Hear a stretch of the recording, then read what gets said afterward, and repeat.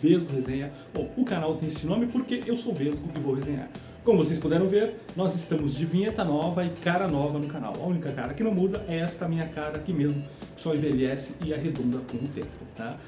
Nós vamos falar hoje sobre um livro muito bom que abençoou muito a minha vida, que é do pastor Hernandes Dias Lopes, é aquele pastor da igreja presbiteriana, Panorama da História Cristã, as intervenções de Deus na história. É um livro curto, tá bom? Ele tem 110 páginas, tá? Então ele traz aqui um panorama, né, da história da igreja, né? E é um livro que vai edificar bastante a vida de vocês. Eu recomendo a leitura. O link para comprar esse livro vai estar aqui na descrição. Então, comprando o livro através desse link, você inclusive ajuda o canal. Não se esqueça de curtir o vídeo, se inscrever no canal, dar aquele like pra gente que dá muita força aqui pro canal, tá bom? E também compartilha com seus amigos e ativem o sininho para receberem as notificações. Bom, o livro é um resumo, porém muito rico, de como Deus escreveu a história para o bem da igreja. Como eu já disse, com 110 páginas, é uma leitura muito fluida. O livro começa contando fatos do Antigo Testamento, fala sobre o pecado de Adão e Eva, conta a história de Abraão, fala sobre Moisés conduzindo o povo no deserto, conta sobre como Israel se dividiu em dois reinos, o reino do norte e o do sul. Enquanto o reino do norte não teve nenhum rei piedoso, o reino do sul teve muitos reis piedosos. Foi da linhagem do rei Davi, rei do sul, que veio o Messias, Jesus, Yeshua. O livro segue contando a história de Jesus, que já vinha sendo profetizada a sua vinda séculos e séculos antes, né, pelos profetas messiânicos. Dentre eles, Isaías, que profetizou a vinda de Jesus Cristo, 700 anos antes do seu nascimento. O livro aborda de forma clara a vinda de Jesus e de forma resumida. Jesus nasceu e logo seus pais tiveram que sair de onde eles estavam, porque o rei Herodes queria matá-lo, né, porque ele foi já avisado que o rei dos judeus havia nascido. Vindo já para as cartas do Novo Testamento, aliás, vindo para os livros do Novo Testamento, há uma breve, porém ótima explicação sobre as primeiras cartas do Evangelho. O livro relata um pouco da vida de Paulo, fala após a morte de Cristo, que se inicia aí a grande perseguição da igreja, né? Você tem o Império Romano como um algoz feroz e cruel, que matava cristãos com requinte de crueldade.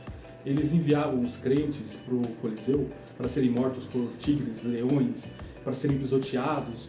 Os cristãos eram presos e torturados. Muitos eram usados como luminárias nas ruas de Roma, pois eles eram queimados vivos e pendurados para incendiar a rua durante a noite. No ano 70, o rei Tito cerca e derruba os muros de Jerusalém, matando milhares de judeus e promovendo assim a maior dispersão do povo judeu de todos os tempos. Esse cercamento Jesus havia profetizado, como escrito no livro de Mateus 24, do 1 ao 2.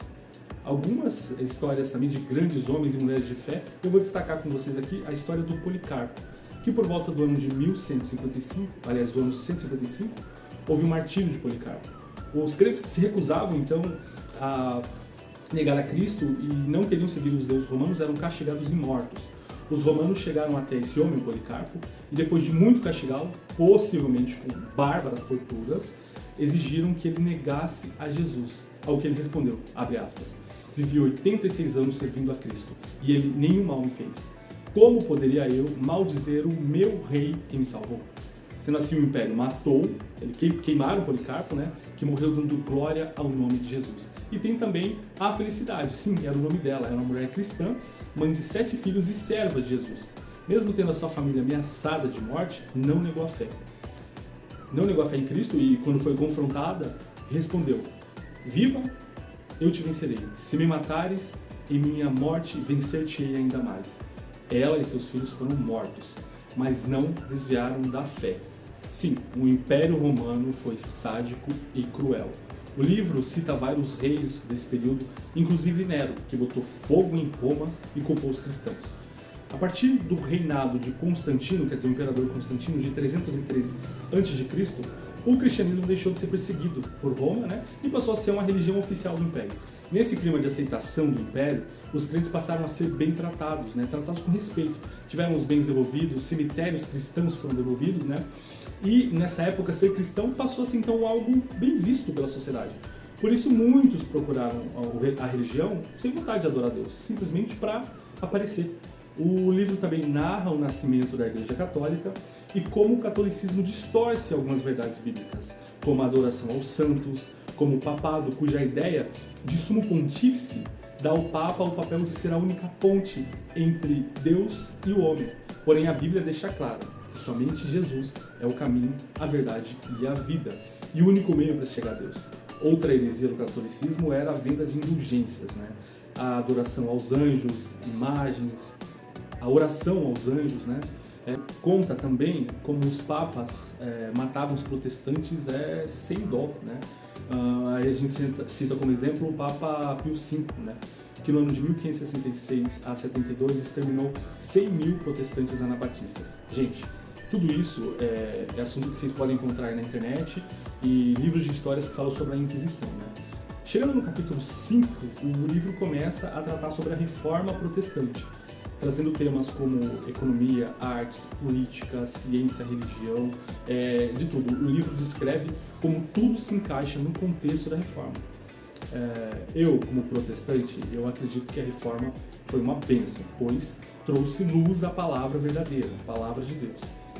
Embora os pré-reformadores já estivessem atuando, foi o alemão Martinho Lutero, que nasceu em 1583 e morreu em 1546, monge agostiniano, que ao ler na Bíblia "o justo viverá pela fé", Romanos 1,17, descobriu a doutrina da justificação, a doutrina da fé. Mais tarde, quando o Papa Leão estava construindo a Basílica de São Pedro, né, seu emissário Johannes Tetzel foi à Alemanha vender indulgência, que oferecia redução de penas no purgatório, né? Convencido então que o tráfico de indulgência desviava o povo da verdade, o Lutero decidiu enfrentar esse abuso e no dia 31 de outubro de 1517 pregou nas portas da igreja de Wittenberg as 95 teses contra a indulgência. Ali se iniciava o movimento protestante, graças a Deus, né? Claro, ele foi excomungado, né, pelo Papa e depois disso ele acabou traduzindo o Novo Testamento para o alemão, né? O livro vai falar também sobre os reformadores, como João Calvino. Eu não vou entrar aqui na seara do calvinismo versus arminianismo, né? Porque há pontos no calvinismo que eu concordo e outros não. E do outro lado a mesma coisa. Eu concordo 100% apenas com a Bíblia, que é a verdadeira palavra de Deus. Tá? Mas a reforma, ela se fundamentou sobre 5 pontos, né? E a construção teológica iniciada por Martinho Lutero deu origem a um princípio conhecido como 5 solas, né? Que é sola fide, somente a fé, né? Sola Escritura, que é somente a Escritura, ou seja, somente a Bíblia, né? Solus Christus, somente Cristo. E também sola gratia, em quarto lugar, que é somente a graça, né? A quinta é solo Dio, aliás, solo Dio glória, glória somente a Deus, né? É autoexplicativo isso aí.